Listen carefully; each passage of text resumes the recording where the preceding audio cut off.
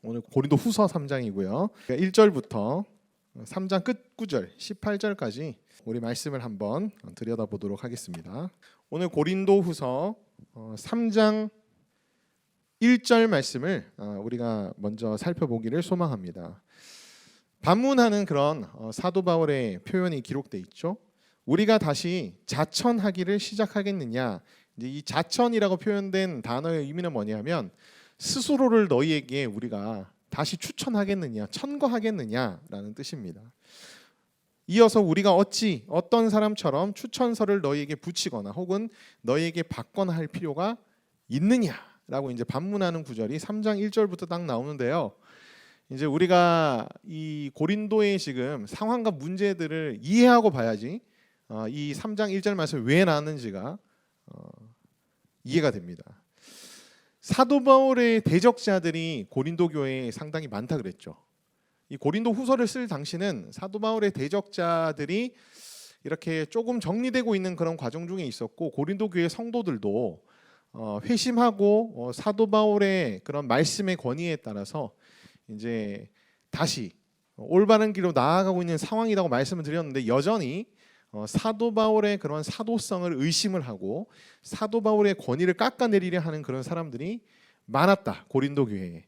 그래서 사도 바울이 자신의 이제 사도성을 좀 증명하고 방어하는 그런 이야기들이 고린도 후서 전반부에 좀 많이 포함이 돼 있다라고 이제 개관 때 말씀드린 적이 있습니다. 근데 이 사도 바울의 대적자들, 그리고 사도 바울의 권위를 깎아내리려고 했던 사람들이 사도 바울을 깎아내리려고 했던 방법들 중에 하나가 뭐였냐 하면은 고린도 교회 성도들한테 이렇게 얘기하는 거예요. 야, 우리는 유명한 사역자들한테 추천서를 받아와가지고 너희에게 제시를 하고 지금 고린도 교회에서 이렇게 사역하고 있지 않냐. 그리고 지금 대부분의 하나님 나라의 일꾼들이 이제 이 교회 저 교회 순회하면서 이제 사역하는 사역자들 얘기하는 거죠. 그런 사역자들, 꽤 많은 사역자들이 뭐 사도들이라든지 혹은 이제 되게 유명한 어떤 사역자라든지 아니면 유명한 교회로부터 이제 추천서를 받아가지고 그렇게 사역을 하고 있지 않냐. 그런데 너네들 사도 바울의 추천서를 본 적이 있어? 이제 이렇게 고린도 교회 성도들을 현혹을 했던 거예요. 사도 바울의 대적자들이. 당연히 사도 바울은 자신이 사도니까 추천서를 들고 다닐 필요가 있겠습니까? 없겠습니까? 없죠. 없는데 이제 그 빈틈을 파고 들어가서 고린도 교회 성도들에게 이제 사도 바울에 대한 어떤 그런 권위, 이런 부분들을 허물기 위해서 이제 그런 추천서의 문제를 가지고 이제 나아가기 시작했던 거예요. 로마 제국 전역에 걸쳐서 이제 교회들이 세워지고 이제 복음 전파로 인해서 교회들이 막 부흥하고 있었던 그런 상황이었으니까 이제 많은 순회 사역자들이 있었는데, 뭐 교회 입장에서는 당연히 추천서를 요구했지 않겠습니까? 이 순회 사역자가 검증할 만한 사람인지 아닌지 뭐 어떻게 확인을 하겠어요? 그 당시는 뭐 메일이 있는 것도 아니고 전화가 있는 것도 아니고 카톡이 있는 것도 아니고, 그러니까 이 사람이 사역했다고 하는 교회에다가 문의를 해서 확인하는 그 과정 자체가 엄청나게 번거롭고 굉장히 시간이 많이 걸리는 일이었거든요. 그래서 이제 신원 보증의 수단으로 추천서를 요구를 많이 했던 것 같습니다. 그래서 이제 순회 사역자들도 추천서를 받아가지고 이렇게 이 교회 저 교회에 가서 이제 추천서를 보여주고 나는 누가 파송한 사람입니다. 이렇게 하면서 이제 도달한 교회로부터 뭐 거처라든지 아니면은 음식이라든지 이런 것들을 제공을 받았던 것 같습니다. 사도 바울은 이미 예수님께 선택받은 사도였고, 이미 사도행전 초반부에 보면은 예루살렘 교회에서 사도들에 의해서 사도 바울의 사도직이 검증이 됐거든요. 그렇기 때문에 사도 바울은 추천서를 굳이 자신이 가지고 다닐 이유가 없었습니다. 자신의 신원을 검증할 필요가 없었어요. 그래서 이제 사도 바울이 3장 1절에 이렇게 얘기하는 거예요. 아니, 내가 이 고린도 교회를 개척했고 내가 이 고린도 교회의 말씀을 전하고 복음을 전했던 사도인데 내가 나를 다시 추천하라고? 내가 다른 순회 사역자들처럼 추천서를 너희에게 붙이거나 너희에게 받거나 할 필요가 있니? 이제 이렇게 사도 바울이 1절에 먼저 반문을 하는 것입니다. 그러면서 2절 3절 말씀에 이게 고린도 교회 성도들에게는 또 어떻게 보면 좀 감동이 될 수 있는 그런 표현인데요. 사도 바울이 이렇게 얘기합니다. 너희가 우리의 편지야라고 표현합니다. 2절 말씀에 보면 너희는 우리의 편지라 우리 마음에 썼고 무 사람이 읽고 아는 바라 알고 읽는 바라 이렇게 표현하죠. 그러니까 이제 여기서 편지는 사실 1절에 언급한 추천서를 의미합니다. 나를 추천해 줄 그런 추천서가 바로 고린도 교회 성도 너희다. 내가 어디서 추천서를 받겠느냐. 고린도 교회 성도들이 바로 그리스도께서 내게 써주신 추천서야. 그리스도의 편지야. 이제 이렇게 표현하는 거예요. 그러면서 3절 말씀에 이렇게 말하고 있습니다. 너희는 우리로 말미암아 나타난 그리스도의 편지니 이는 먹으로 쓴 것이 아니요 오직 살아계신 하나님의 영으로 쓴 것이며 또 돌판에 쓴 것이 아니요 오직 육의 마음판에 쓴 것이라 라고 표현합니다. 하나님의 영으로 그리스도께서 편지를 써주셨는데 그게 너희다. 그게 너희다. 고린도 교회 성도들 너희다. 그러니까 너희들을 보면은 내가 굳이 추천서를 받을 필요가 있는 것 같니? 그렇게 이제 얘기를 하는 거예요. 자, 고린도 교회 성도들이 사도 바울의 추천사가 될 이유가 뭐가 있겠습니까? 사도 바울이 그리스도의 추천서로서 고린도 교회 성도들을 언급한 이유가 뭐겠어요? 이 고린도 교회는요, 사실 복음이 뿌리 내리고 그 다음에 부흥되기 가장 어려운 도시 중에 하나였습니다. 정말 어려운 도시 중에 하나였어요.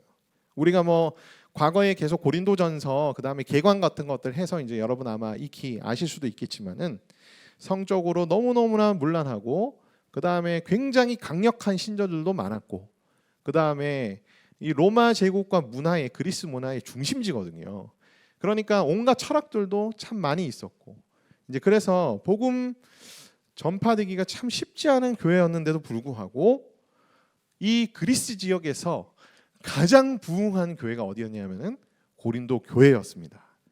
그러니까 사도 바울 자기 스스로도 여러분 이거는 내 힘으로 할 수 없었던 일이야.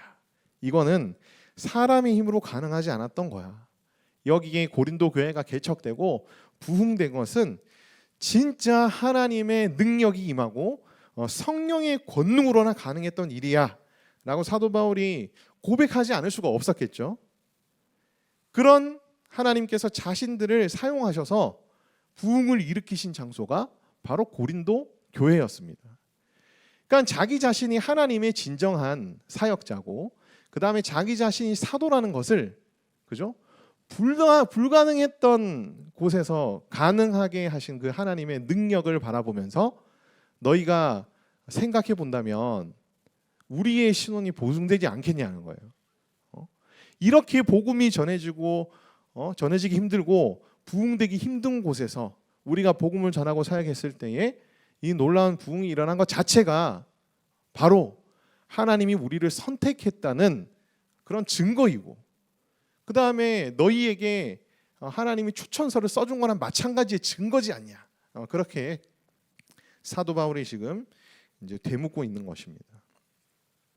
그래서 그 3장 1절부터 이제 4절까지의 말씀을 우리가 좀 보면서 3절까지의 말씀을 좀 보면서 이제 바울의 대적자들이 이 추천서를 가지고 뭔가 사도 바울을 공격했던 부분들을 좀 살펴보면서 우리 자신들이 좀 비춰볼 필요가 있지 않을까라는 그런 생각이 좀 들었어요. 여러분 추천서를 받는다는 것은 그 자체로서 잘못된 것은 아닙니다. 그렇지 않습니까? 당연히 검증된 사람인지 아닌지 이런 것들을 파악하기 위해서 이제 보증된 어떤 사람의 추천서가 당연히 필요하죠. 그래서 이제 요즘 시대도 사실 추천서들을 많이 써주지 않습니까? 그죠? 뭐 저희 목사님들도 어떤 사역지에 부임할 때에 항상 추천서를 받아서 내요. 그래서 어떤 분의 추천서를 내 가지고 그것이 이 교회에서 이제 신원 보증의 어떤 의미로서 이제 쓰여집니다. 심지어 사도 바울조차도 디모데에게 추천서를 써줍니다. 그래서 디모데를 너희들이 잘 환영해주고 디모데의 말을 잘 따라줘라 이렇게 추천서도 심지어 쓰거든요. 근데 문제는 누구에게 추천을 받았느냐 안 받았느냐, 추천사가 있느냐 없느냐를 가지고 상대방을 깎아내리고 자신의 우월성을 드러내려 한 사도 바울의 대적자들의 이 어떻게 보면은 특성, 이 특성이 사실 이제 문제인 거예요. 사도 바울의 대적자들은 이제 추천서를 가지고 자신의 세속적인 유익을 추구하려고 했습니다. 이 부분은 이제 고린도후서 뒷부분에 가면 다시 한번 이제 우리가 다루게 될 텐데, 사도 바울의 대적자들이 자신이 이제 누구의 추천을 받은 사람이야라고 얘기하면서 이제 거주할 곳과 음식을 이제 제공을 받고, 그 다음에 뭐 헌금을 이제 강요하고, 이제 그런 문제들이 고린도 교회에 있었던 것 같아요. 그러니까 추천서를 가지고 자신의 어떤 세속적인 유익을 추구했던 자들이 바로 바울의 대적자들이었습니다. 이런 바울의 대적자들이 추천서를 가지고 세속적인 유익을 추구했던 이런 모습들이 사실 우리의 삶 속에 은근히 많이 드러나는 경우들이 있습니다. 세상적인 기준과 잣대로 여러분 우리 자신의 우월성을 드러내려 하는 것은 사실 어떤 의미에서는 사도 바울의 대적자들이 추천서를 가지고 사도 바울의 권위를 깎아내리고 자신을 우월하게 보이려고 드러내려고 하며 세속적인 이득을 취하려고 하는 것과 별반 마찬가지 다를 바 없다는 거예요.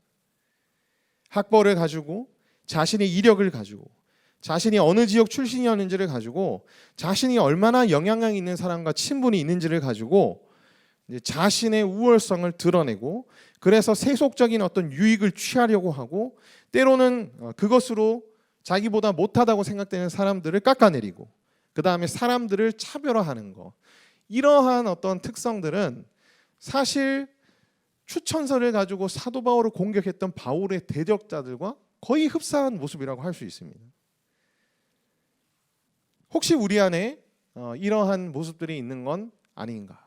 우리가 돌아보면서 이 시간 우리가 좀 그런 세속적인 어떤 기준과 잣대로부터 좀 우리 자신들을 이렇게 방어하고 좀 지켜내는 그런 사람들이 됐으면 좋겠어요. 물론 이러한 여러 가지 어떤 세상적인 기준과 잣대들은요, 믿을 만한 사람인지 아닌지, 뭐 실력이 있는 사람인지 아닌지, 뭐 그런 것들을 분별하기 위한 참고 사항은 될 수 있습니다. 무시할 필요는 없죠. 당연히 참고 사항은 될 수 있지만 이거는 부수적일 뿐이에요. 이건 절대로 절대적인 기준이 되어서는 안 된다는 겁니다. 세상 사람들은 그럼에도 불구하고 이런 세상적인 기준과 잣대들을 가지고 이제 사람들을 분별할 때 절대적인 기준으로 많이 삼고자 합니다. 요즘 사회적으로 굉장히 이슈가 많이 되고 있는 그 사기꾼이 한 분 계시죠? 네? 전 씨가 계십니다. 전 씨. 제가 이름을 구체적으로 말씀드리진 않겠지만은 이런 사람한테 왜 이렇게 사람들이 많이 넘어갔을까? 아니, 우리가 생각할 때 분별력이 없는 사람들도 아니고 그 굉장히 부유한 유력한 집안 뭐 이렇게, 그다음에 학식도 있는 사람, 이런 사람들이 꽤 많이 사기를 많이 당했다 그래요. 어떻게 이런 말도 안 되는 얘기에 이렇게 넘어갈 수 있을까? 근데 이 사기꾼이 무슨 행실을 많이 벌였었습니까? 자신이 무슨 재벌 3세고, 그죠? 엄청나게 많은 뭐 몇십 조가 찍혀 있는 통장을 보여준다. 그게 사실인지 아닌지도 모르게 그거를 이렇게 검증할 생각도 사람들이 안 한 것도 참 문제인데, 그거 보는 순간 사람들이 그냥 어떻게 한 거예요? 믿을만하네, 진짜네. 그러니까 사람들이 세속적인 어떤 기준과 잣대를 절대적으로 생각하면 생각할수록 사실은 분별력이 사라지게 됩니다. 이건 이제 우리 일반 세상을 봐도 마찬가지인데, 여전히 세상은 이제 세속적인 어떤 잣대와 기준을 가지고 그렇게 이제 절대적인 어떤 분별의 기준을 삼으려고 하는 거죠. 우리 그리스도인들은 절대로 이러한 방향으로 나아가서는 안 된다라는 것을 우리가 오늘 말씀을 통해서 함께 살펴볼 수 있을 것 같습니다. 자, 그 다음은요, 이제 4절 5절 말씀인데, 자, 4절 5절 말씀을 같이 보도록 하겠습니다. 4절에 보면은 이제 우리가 그리스도로 말미암아 하나님을 향하여 이 같은 확신이 있으니 우리가 무슨 일이든지 우리에게서 난 것 같이 스스로 만족할 것이 아니니 우리의 만족은 오직 하나님으로부터 나느니라 라는 말씀이 있습니다. 자, 4절 말씀은 뭐 아주 쉽게 여러분들이 이해가 되실 거예요. 사도 바울이 5절에 나오는 내용에 대해서 아주 확실하게 고백하고 있다라고 이제 그렇게 우리가 이해할 수 있겠죠. 5절 말씀을 우리가 살펴보면은 우리가 무슨 일에든지 우리에게서 난 것 같이 스스로 만족할 것이 아니니 라는 이 표현은요, 그 헬라어를 좀 직역을 해보면 이런 뜻입니다. 우리가 무엇을 우리 자신으로부터 말미암은 것으로 간주하기에 충분하지 않으니 라는 표현인데, 이것조차도 사실 딱 와닿는 표현이 아닐 수도 있겠죠. 그래서 이제 쉽게 의역을 해보면 이런 뜻이에요. 우리가 여태까지 한 것은 다 우리 자신의 능력으로 된 것이라고 생각할 수가 없습니다 라는 표현이에요. 바울의 대적자들은 자신들이 받은 추천서를 가지고 마치 자신이 굉장히 실력 있고 능력 있고 자신의 능력으로 말미암아 자기가 이런 추천서를 받은 것처럼 성도들한테 자신들을 어필을 했겠지만은 사도 바울은 다르다는 거예요. 사도 바울 자기 자신은 나는 내가 여태까지 일구고 세워왔던 것, 내가 내 능력이라고 오해될 수도 있는 모든 것들은 내 능력으로 인하여 된 것이 아니라 오직 누구로부터 된 것이다? 하나님으로부터 나느니라 라고 뒤에 돼 있죠. 우리의 만족은 오직 하나님으로부터 나느니라. 이 표현은 이제 어떤 의미냐면은 우리의 능력은 어디서 난 것입니까? 우리가 한 모든 것들은 하나님으로부터 난 것입니다 라고 이제 사도 바울은 표현합니다. 하나님이 우리로 하여금 불가능을 가능하게 한 사역들을 부흥을 일으키셨고, 그 부흥의 주역들이 당신들이지 않습니까? 당신들이 바로 우리의 추천서나 마찬가지입니다. 그리고 이 모든 일들은 우리로 말미암아 된 것이 아니라 하나님이 하신 일입니다 라고 사도 바울은 고백하고 있습니다. 그래서 우리가 믿을 만한 사람은 어떤 조건을 가지고 있는 사람인가를 간략하게 살펴볼 수 있죠. 겸손한 자입니다. 겸손한 자. 자기를 드러내거나 자기를 자랑하려고 하는 자가 아니라 하나님의 능력만을 드러내는 사람들이 우리가 정말 신뢰할 만한 그런 사람들이에요. 여러분, 사람은 절대 믿어서는 안 되는 존재들입니다. 맞습니까? 모든 사람들은 죄인이니까. 사람은 믿음의 대상이 아니고 뭐의 대상이에요? 사랑의 대상입니다. 사랑의 대상이에요. 물론 이 사람이 잘 될 거야, 그리스도 안에서 성장할 거야, 그런 소망을 가지고 우리가 또 신뢰하면서 나아가야 될 부분들도 있지만 내가 의지하고 의존해야 할 믿음의 대상은 절대 아니라는 겁니다. 하지만 우리가 함께 동역할 만한 사람으로서, 그리고 이 사람이 하나님이 내게 보내주신 사람인가를 우리가 분별할 수 있는 가장 중요한 기준은요, 바로 이 사람이 얼마나 겸손하며 자신의 능력과 은사들이 오직 하나님께 속한 것이라는 것을 인정하는 자인가 라는 것을 여러분들이 유심히 살펴보셔야 돼요. 유심히. 그래서 가끔 저한테 이렇게 물어보는 친구들이 있거든요. 뭐 유학을 간다든지 다른 지역으로 가서 이제 교회를 선택을 다시 해야 되는 분들이라든지 이런 분들이 저한테 와가지고 이제 많이 얘기를 하는데, 목사님 어느 교회 가야 돼요? 어느 목사님을 선택해야 돼요? 그런 얘기들 많이 하거든요. 많이 하는데 겸손한 분한테 가라요. 겸손한 분. 저는 막 말씀 잘 전하는 사람한테 가라고 얘기하진 않습니다. 물론 말씀에 큰 은혜가 있는 분들이면 너무 좋죠. 너무 좋은데 그것보다도 저는 겸손한 사람, 자기가 이루어낸, 자기가 하고 있는, 그리고 자기를 통해 보여지는 그 모든 것들이 하나님의 능력이라고 고백할 수 있는 사람, 그런 목회자가 진짜 진정한 하나님의 동역자입니다. 여러분들도 이런 기준을 가지고 잘 판단하시기를 바랍니다. 제가 이제 왜 좀 이렇게 장황하게 설명하냐면은 여러분들이 이제 20대에서 30대, 40대 넘어갈수록 공동체가 굉장히 많이 변화되는 시기거든요. 바뀌어질 수도 있는 시기고, 그리고 이제 분별력을 아직은 갖추지 못했지만은 이제 내 삶을 내 스스로 이제 이끌어야 되는 또 나이다 보니까 분별력이 또 굉장히 필요한 시기이기도 해요. 고린도 교회가 경험했던 이 혼란한 상황들은 옛날 얘기가 아닙니다. 지금 우리에게 주어진 얘기예요. 우리도 가끔 가다 보면은 목사님들한테 뭐 시험 받은 사람들, 사역자들한테, 그죠? 된통 당한 사람들, 뭐 장로님들한테 당한 사람들 뭐 되게 많잖아요. 사실은 그분들의 잘못이기도 한데 내가 얼마나 또 잘 분별력을 가지고 분별했는가도 사실 우리의 또 부족한 부분이기도 했던 거거든요.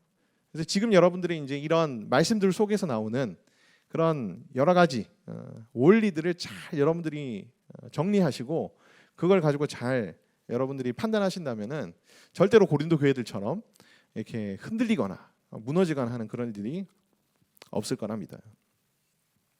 자, 이어서 6절부터는요. 새 언약의 일꾼과 옛 언약의 일꾼을 비교하는 그런 사도 바울의 말씀들이 나옵니다. 자, 6절부터 이제 9절까지를 나눠서 보고 그 다음에 10절부터 11절 이제 이렇게 볼 텐데요. 자, 6절부터 9절에 보면은 그가 또한 우리를 새 언약의 일꾼이 되기에 만족하게 하셨느니, 그러니까 새 언약의 일꾼이 되도록 우리에게 능력을 베풀어 주셨다. 이제 그렇게 여러분들이 생각하시면 되겠어요. 자, 그러면은 옛 언약의 일꾼들도 있겠죠. 그 옛 언약의 일꾼들로 대표되는 사람으로 사도 바울이 지금 이제 모세를 언급합니다. 모세를 언급하는데요. 자, 6절 말씀부터 보면은 율법 조문으로 하지 아니하고 오직 영으로 함이니 율법 조문은 죽이는 것이요 영은 살리는 것이니라. 돌에 새겨 죽게 하는 율법의 조문의 직분도 영광이 있어. 이스라엘 자손들은 모세의 얼굴에 없어질 영광 때문에도 그 얼굴을 주목하지 못하였거든. 하물며 영의 직분은 더욱 영광이 있지 않겠느냐. 정죄의 직분도 영광이 있은즉 의의 직분은 영광이 더욱 넘치리라. 네. 자, 여기 보면은 이제 여러분들이 잘 구분해서 이렇게 비교 대조를 하시면은 이제 쉽게 정리를 할 수 있습니다. 옛 언약의 일꾼은요, 율법 조문의 직분을 가진 사람을 의미합니다. 율법 조문으로 사역하는 자라는 의미예요. 그러니까 구약에 있는 율법을 가지고 사역하는 자들이라는 의미고, 바로 이제 6, 7, 8, 9절 안에서는 이제 모세가 그 대표자로 언급이 됩니다. 왜냐하면은 모세가 시내산에서 하나님의 율법을 받은 자니까. 그래서 사도 바울이 이 모세를 대표적으로 언급하는 것 같아요. 이 옛 언약의 일꾼은 율법 조문의 직분을 받은 자들인데 뒤에 나와서는 9절에 보면은 정죄의 직분이라는 명칭으로 다시 표현이 됩니다. 자, 왜 옛 언약의 직분이 율법 조문의 직분이고 정죄의 직분이라고 그렇게 명칭이 좀 바뀌어서 나오는 것인가? 이거는 이제 사도 바울이 의도한 바인데요. 옛 언약의 일꾼은 옛 언약은 어디에 속해져 있죠? 구약 성경 율법에 이제 속해져 있죠. 그래서 이제 율법을 가지고 사역하는 자들, 율법 조문의 직분, 여기까지는 이해가 될 텐데 이걸 정죄하는 직분으로 사도 바울이 표현한 이유는 뭐냐면 율법의 기능 때문입니다. 여러분, 율법의 기능은 뭐죠? 율법은 죄인지 아닌지를 구분해 주는 역할을 하잖아요. 그렇죠. 그리고 율법을 어기면 어떻게 됩니까? 형벌을 받게 돼 있고 심판을 받게 돼 있고, 그죠? 영원한 지옥 가운데 나아갈 수밖에 없습니다. 왜? 모든 사람들은 율법을 완벽하게 지킬 수 없거든요. 그래서 우리 모든 사람들이 다 율법의 저주 아래 놓여 있다라고 사도 바울은 갈라디아서에서 고백하기도 합니다.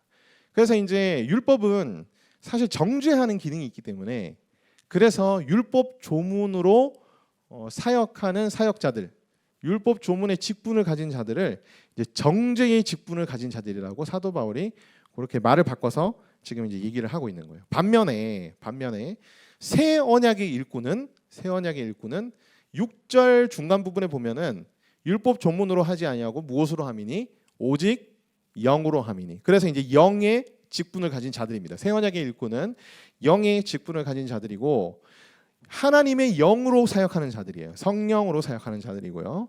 그 다음에 이 하나님의 영으로 사역하는 자들은 9절 말씀에 보면 정죄의 직분과 반대되는 직분이 뭐가 있죠? 의의 직분이죠. 영의 직분은 이제 9절에서는 의의 직분으로 바뀌어서 이제 기록이 됩니다. 의 역시 하나님이 우리에게 주신 의로 말미암아, 그리스도의 의죠. 하나님이 우리에게 주신 의로 말미암아 우리가 다 살아나게 되었으니까. 그래서 이 영으로 사역하는 자는 살리는 영인데, 6절 말씀 맨 부분 영은 살리는 것인데 의로 말미암아 우리를 살리는 것이니까 또한 의의 직분으로 사도 바울이 표현을 하는 거예요. 조금 복잡하지만 그래도 이렇게 좀 정리해서 보시니까 대충 사도 바울이 무엇을 의도하는지를 여러분들이 알 수 있겠죠. 사도 바울이 이렇게 의도한 이유가 있습니다. 옛 언약의 일꾼보다 새 언약의 일꾼이 훨씬 더 영광스럽다는 것을 드러내기 위해서 사도 바울이 앞절이 아니죠. 지금 6절부터 9절까지를 계속해서 얘기를 하고 있는 거예요. 자, 율법 조문의 직분의 영광이 뭡니까? 율법 조문의 직분의 영광. 사도 바울이 사도 바울이 아니죠. 모세가 시내산에서 율법 조문을 10계명을 돌판에 써서 받아가지고 내려올 때에 사도 바울의 얼굴에 무엇이 있었냐면은 광채가 있었습니다. 사람들이 눈부셔서 쳐다보기도 힘든, 너무너무나 그리고 두려움을 느끼는 그런 광채가 있었거든요. 자, 그래서 율법 조문의 직분의 영광이에요. 그 모세의 얼굴에 없어질 영광 때문에도 그 얼굴을 주목하지 못했다. 그래서 7절 말씀에 율법 조문의 직분도 영광이 있어서 이스라엘 백성들이 그 얼굴을 주목하지도 못했다라고 얘기합니다. 하물며 영의 직분은 더욱 영광이 있지 아니하겠느냐라고 사도 바울은 얘기해요. 왜냐하면 율법 조문의 직분은 죽이는 역할을 하거든요. 정죄하고 심판하는 그런 직분이거든요. 하지만 살리는 영의 직분은 사람들을 살리는 거거든요. 그러니까 다시 말하면 직분의 성격 때문에 율법 조문의 직분보다 영의 직분이 훨씬 더 영광스럽지 않겠냐라고 이제 사도 바울이 그렇게 얘기를 하고 있는 것입니다. 아마 사도 바울의 대적자들 중에는 꽤 많은 사람들이 이제 유대주의자들이 있었을 것이다. 그렇게 이제 얘기하기도 합니다. 왜냐하면 율법을 좀 강조하기도 하고, 그 다음에 성도들을 좀 잘못된 진리로 이제 이끄는 자들 중에 율법주의자들 좀 있었거든요. 그래서 사도 바울이 아마 굳이 그 옛 언약의 직분 사역자들, 또 구약을 아주 중요하게 여기는 어떤 그런 유대인들을 고려하면서 이제 이 말씀을 썼다. 이제 해석학자들은 보통 그렇게 얘기를 합니다. 그러면서 10절, 11절 말씀에 왜 영의 직분이 더 영광스러운지 두 번째 이유를 밝히는데요. 자, 10절, 11절 말씀에 보면 영광되었던 것이 더 큰 영광으로 말미암아 이에 영광될 것이 없으나 없어질 것도 영광으로 말미암았은즉 길이 있을 것은 더욱 영광 가운데 있느니라라고 사도 바울이 표현합니다. 그러니까 옛 언약은 영광스러웠는데 새 언약의 영광에 비하면 옛 언약의 영광은 그 영광이 가리울 만큼 새 언약의 영광이 훨씬 더 영광스럽다. 그래서 영광되었던 것, 그 옛 언약의 영광이죠. 영광되었던 것은 더 큰 영광, 새 언약의 영광이죠. 새 언약의 영광은 그리스도로 인한 영광이죠. 그 영광으로 말미암아 이전의 영광은 영광될 것이 없는 거나 마찬가지가 돼버렸다. 사도 바울이 그렇게 얘기합니다. 그래서 한때 잠깐 임시적으로 영광스러웠던 옛 언약, 율법의 영광스러움도 영광스러웠었는데 이제 새 언약의 영광, 그죠? 영의 직분의 영광, 이 영광은 영원히 길이 있을 것이기 때문에 임시적인 것도 영광이 있었는데 영원히 길게 있을 것은 얼마나 더 영광스럽겠느냐라고 이제 사도 바울이 그렇게 표현을 하고 있는 거예요. 그래서 결국은 자신에 대해서, 자신의 사역에 대해서 폄하하고 자신의 권위를 깎아내리려 하는 자들에게 사도 바울이 선포하는 겁니다. 나는 새 언약의 일꾼이고 살리시는 영을 받아 내가 사역하고 있고, 그래서 나의 이 직분과 사역은 모세보다도 비할 바 없을 정도로 영광스러워. 그런데 너희가 어떻게 나의 이 사역에 대해서 폄하할 수가 있느냐? 나의 이 사역을 폄하하는 것은 새 언약의 이 사역의 주역이신 예수 그리스도를 폄하하는 것과 마찬가지야 라고 사도 바울이 굉장히 엄하게 지금 대적자들을 향해서 딱 공고를 하고 있는 것입니다. 그러면서 사도 바울이 이렇게 표현해요. 우리가 이같이 소망이 있으므로 담대히 말하노니 우리는 모세가 이스라엘 자손들에게 장차 없어질 것의 결국을 주목하지 못하게 하려고 수건을 그 얼굴에 쓴 것 같이 아니하노라. 그러니까 이제 앞절 구절에 이어서 이제 12절까지를 고려 13절까지 고려해서 이제 12절의 선포를 딱 하는 겁니다. 자, 그래서 13절을 먼저 한번 우리가 보도록 하죠. 13절에 보면은 우리는 모세처럼 하지 않는다라고 이제 딱 엄포를 내리죠. 모세는 어떻게 했느냐 그러면 모세는 이스라엘 자손들에게 장차 없어질 것에 결국을 주목하지 못하게 하려고 수건을 그 얼굴에 쓴 것 같이 아니하노라라고 얘기합니다. 아까 말씀드렸다시피 시내산에서 하나님과 대면하고 돌판에 새겨진 십계명을 들고 내려왔을 때에 모세의 얼굴에 광채가 엄청나게 이제 빛났습니다. 근데 모세는 스스로 광채가 난다는 사실을 모르고 있었어요. 근데 내려왔더니 막 이스라엘 백성들이 막 두려워서 다 피하는 거예요. 그래서 모세가 모여라라고 하니까 두려워하면서 그래도 모이긴 했습니다. 그때 하나님과 나눈 얘기들과 하나님의 명령들을 얘기를 해주죠. 그 후에 이스라엘 백성들이 계속 두려워하니까 이제 수건을 썼습니다. 그 이후로도 하나님을 대면하러 갈 때는 수건을 벗었다가 하나님을 대면하고 난 뒤에 이스라엘 백성들에게 말씀을 전하고 난 뒤에는 다시 이제 수건을 쓰는 그런 기록들이 출애굽기 34장에 이제 기록이 돼 있거든요. 그래서 장차 없어질 것의 결국 이게 뭐냐? 그러니까 얼마 있지 않으면 사라질 영광의 끝부분이라고 이제 해석학자들은 그렇게 표현을 합니다. 모세는 얼마 있지 않으면 사라질 영광의 끝부분을 주목하지 못하게 하려고 수건을 얼굴에 썼다라고 얘기합니다. 사도 모세가 왜 그러면 이 얼마 있지 않으면 사라질 영광의 끝부분을 주목하지 못하게 하려고 수건을 얼굴에 썼는가에 대해서는 여러 가지 해석학자들의 견해들이 있지만 모든 해석학자들이 다 말미에는 그저 추측할 뿐이다.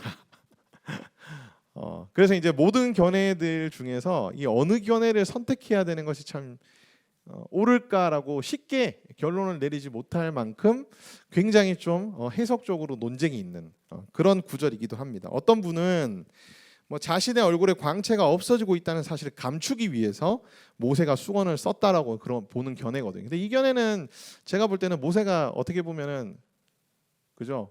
광채가 없어졌는데 안 없어졌다고 그 이스라엘 백성들에게 알리려고 뻥으로 그렇게 하려고 수건을 쓴 것처럼 이제 해석되는 것이기 때문에 별로 적절하지 못한 해석이다. 혹은 장차 없어질 것에 결국을 주목하지 못하게 하려고 수건의 얼굴을 쓴 것이다. 어떤 분은 또 이렇게 얘기해요. 구약의 율법의 영광에 집착하지 않도록 그것에만 주목하지 않도록 하기 위해서 수건의 얼굴을 썼다고 말하기도 합니다.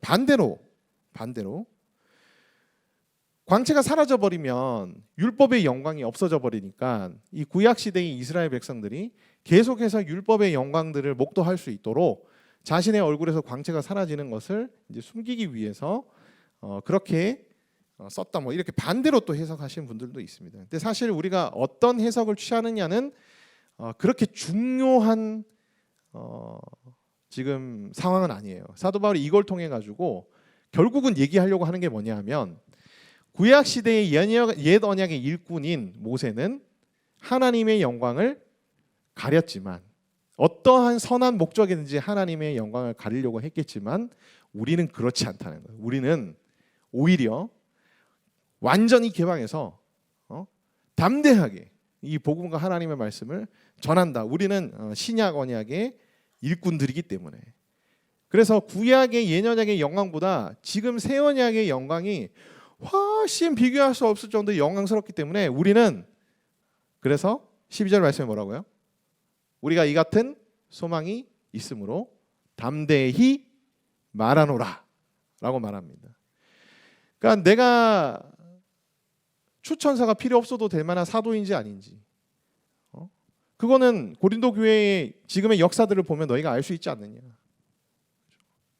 그리고 나의 이 직분은 새 언약의 직분이고 살리는 영을 받아 하는 직분이기 때문에 이건 너무너무 영광스러워서 우리가 목숨을 걸고라도 이것을 어떻게 할 수밖에 없다? 담대히 선포하고 전하고 말할 수밖에 없다. 선한 목적이었을 수도 있겠지만 모세는 영광을 가리었지만 우리는 가리지 않을 거야.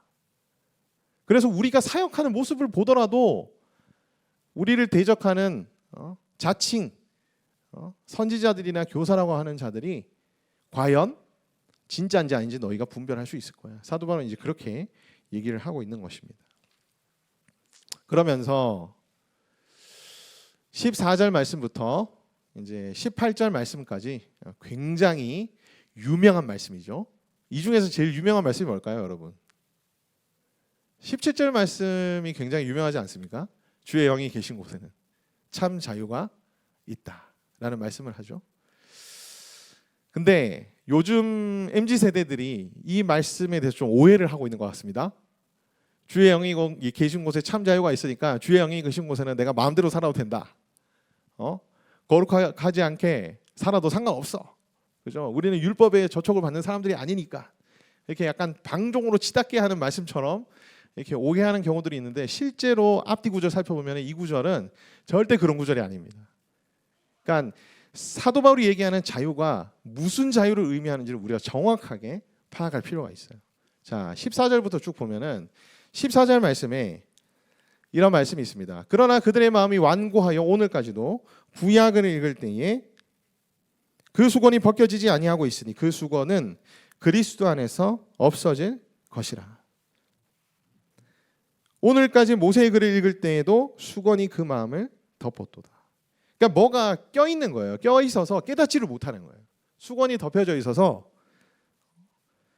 영적 시야가 가려져 있어서 알지를 못하는 거예요. 알지를 못. 예수 그리스도를 알지를 못하고 복음을 받아들이지 못하고 있는 겁니다. 예수 그리스도에 있어 마음이 닫혀 있는 상태를 이제 수건을 덮어 쓰고 있는 상태라고 사도 바울이 비유를 하고 있는 거죠. 그러면서 수건이 없어지려면 어떻게 해야 되죠? 수건이 없어지려면 첫 번째로 그리스도 안에서 없어지게 될 거야. 그리고 주께로 돌아가면 수건이 벗겨지리라. 그렇게 이제 15절, 16절 말씀에 기록하고 있습니다.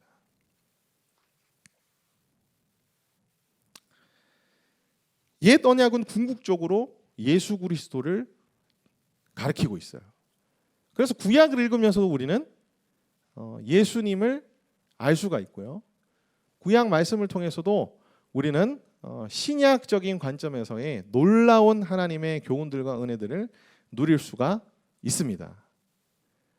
그러니까 수건이 벗겨지면 그렇게 된다는 거예요. 수건이 벗겨지면. 여러분, 우리는 수건이 벗겨진 자들입니까? 아닙니까? 수건이 벗겨진 자들이죠. 우리는 예수 그리스도를 우리의 주라 고백하고 시인하고 믿고 따르고 있잖아요. 그리스도 안에 있지 않습니까? 그러면 우리의 수건이 벗겨져야 되겠죠. 근데 여전히 수건을 쓰고 있는 크리스찬들이 참 많지 않은가라는 것이 저의 생각입니다. 뭐 단적인 예로 우리 그리스도인들이 우리 신약 시대를 살아가고 있는 그리스도인들이 구약 성경을 얼마나 보죠?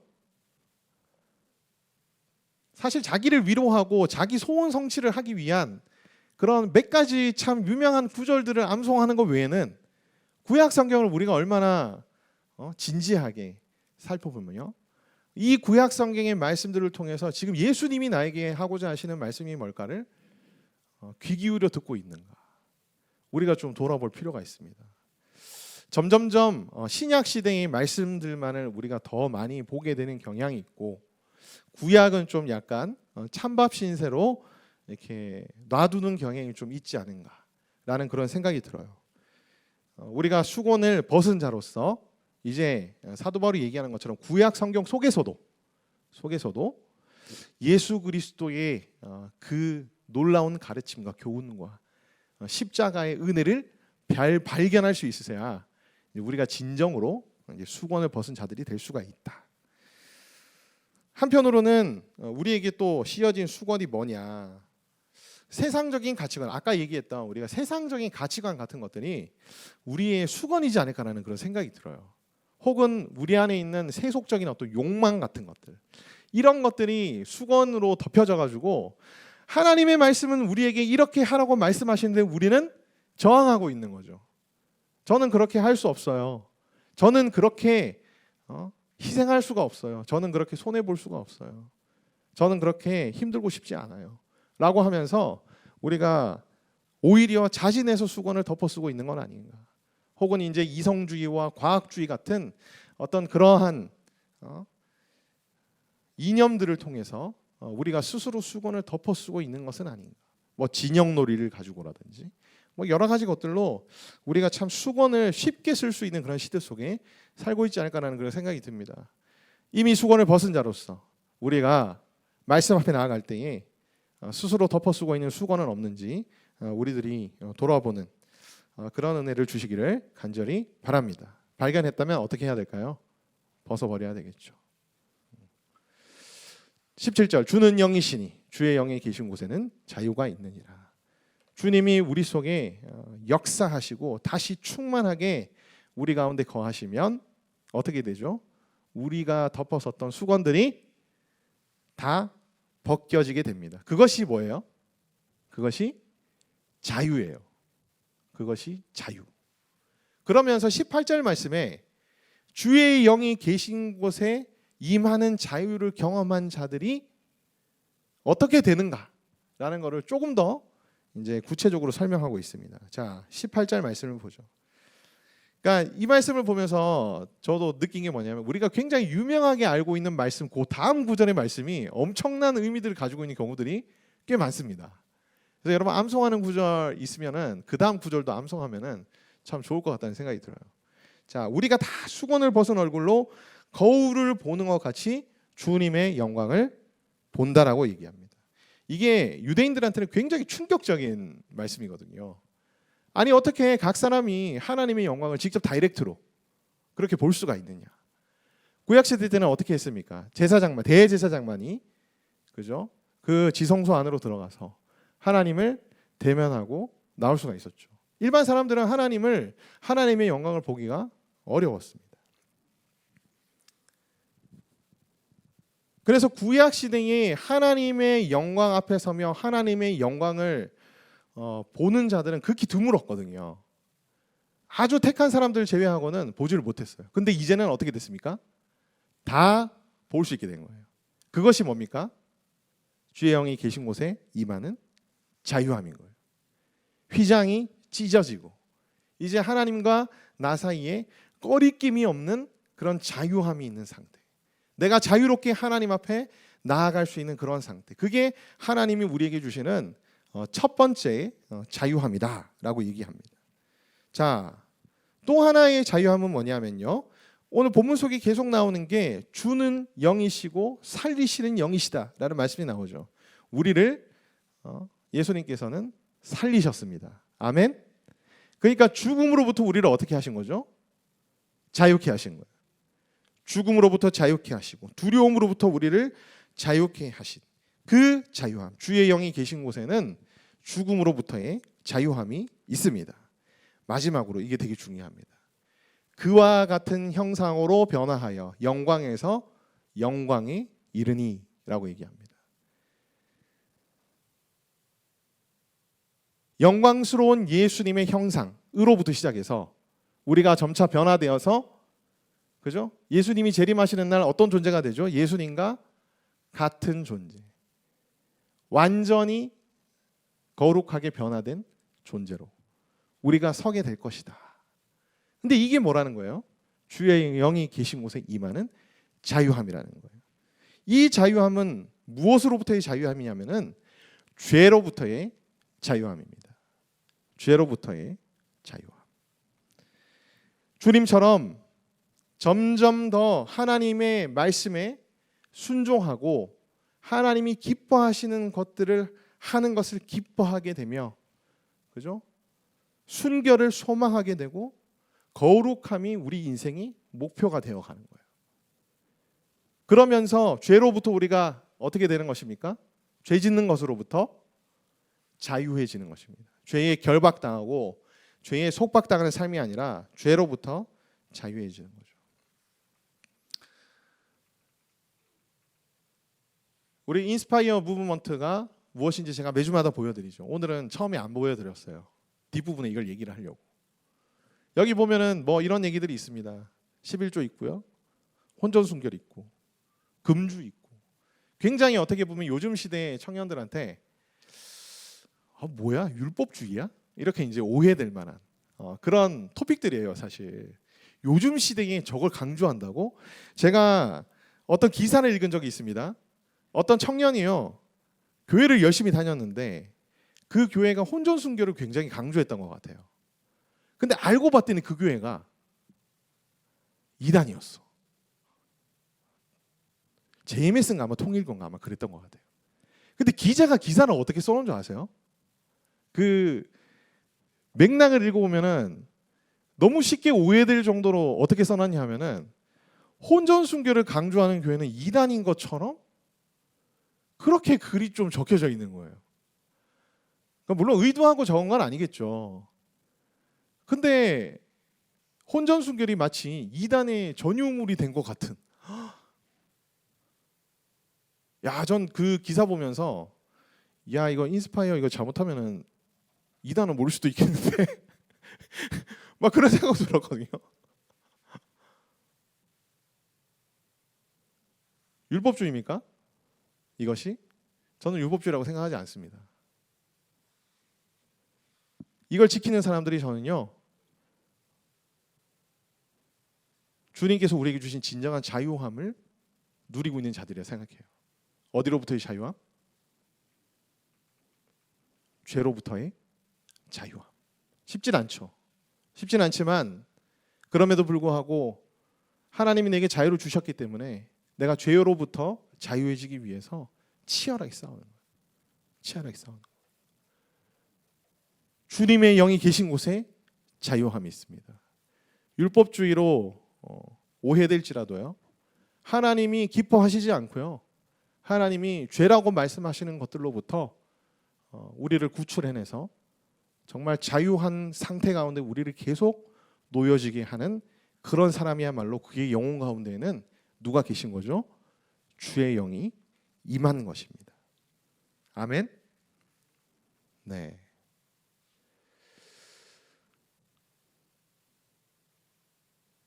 사도 바울은 자신이 진짜 목숨을 걸고서라도 내가 하나님의 일꾼이고 새 언약의 직분을 가진 자고 사도이기 때문에 담대히 말하겠다고 고백합니다. 그러면서 주가 계신 곳에 자유함이 있고 나는 계속해서 그 자유함을 가지고 주님을 위해서 사역하며 내가 주님이 기뻐하시는 거룩의 삶을 세워나가기 위해서 치열하게 나는 노력할 거야 라는 것이 오늘 이 3장의 사도 바울의 고백이라고 할 수 있습니다.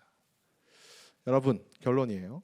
우리 이제 기도할 텐데 오늘 기도하면서 내가 뭔가 계속해서 지고 있는 그런 죄들이 있겠죠.